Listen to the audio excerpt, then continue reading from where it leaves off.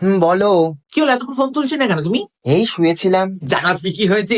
আজকে প্রিয়াঙ্কার boyfriend literally expose হয়ে যাচ্ছিল। প্রীতি তো ঠিক করে নিয়েছে যে প্রিয়াঙ্কার বয়ফ্রেন্ড এক্সপোজ করে দেবে, কারণ প্রীতির কাছে এমন কিছু স্ক্রিনশট আছে যেটা পুরো প্রুফ করে দেবে যে প্রিয়াঙ্কার বয়ফ্রেন্ড একটা রেড ফ্ল্যাগ। দাঁড়াও দাঁড়াও, তুমি লোকের কথা এত জানতে যাচ্ছ কেন? লোকের বিষয়ে থাকো কেন? ও হ্যাঁ, এখন তো লোকের বিষয় হয়ে গেছে, মানে আমি এখন তো আর আমার গসিপের উপর তোমার কোনো ইন্টারেস্ট নেই।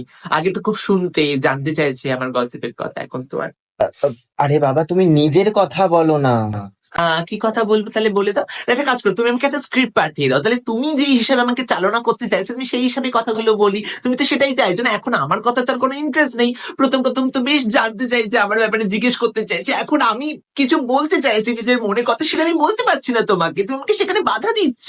তাহলে একটা কাজ করো, আমি আমি কি আমি কাকে বলবো আমার মনের কথাগুলো, বলো তুমি, আমি কাকে বলবো? আমার একটা পেটের মধ্যে কথা